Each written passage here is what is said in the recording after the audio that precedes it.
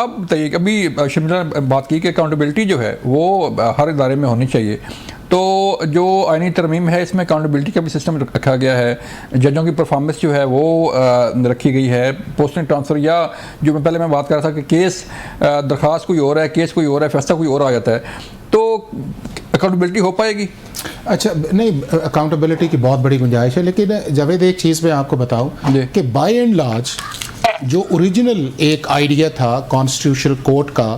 Supreme court کی jurisdiction کو constitution کے نیچے لے کے آنا، اپوائنٹمنٹ آف ججز کا پروسیس یا چیف جسٹس کی اپوائنٹمنٹ کا پروسیس، یا اس کے بعد ججز کی اکاؤنٹیبلٹی تھا، یہ ساری پاکستان کی پولیٹیکل پارٹیز اور جسٹس سیکٹرز کے لوگ اس چیز پہ ایگری تھے۔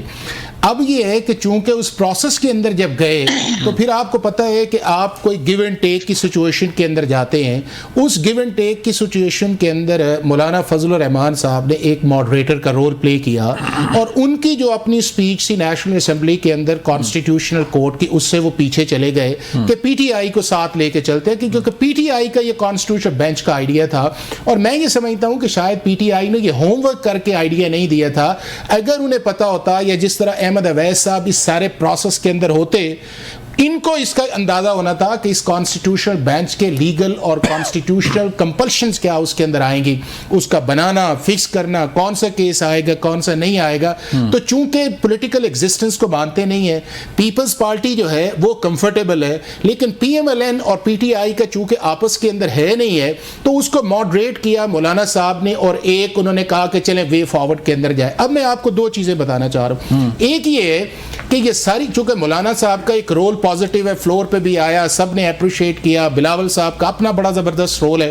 اب یہ ہے کہ یہ ساری پولیٹیکل پارٹیز آپ دیکھیے گا جلد یا دیر جو ہے یہ دوبارہ مولانا صاحب کے پاس جائیں گی کہ یہ جو ہم جس طرف جانا چاہ رہے تھے اس کی طرف جانے سے ہمیں پرابلمز آئی ہیں، تو اس کا وے فارورڈ کیا ہے۔ چونکہ اس طرح کا جوڈیشل کمیشن یہ ہے، جو آپ کا کمیشن جو ہے، جو ججز کو یا اب دیکھیں نا کہ 13 ججز نے فیصلہ کیا ریزرو سیٹس کا، آپ 5 کا ممبر بنا دیتے ہیں، تو کیا 13 کا فیصلہ جو ہے وہ 5 سنیں گے؟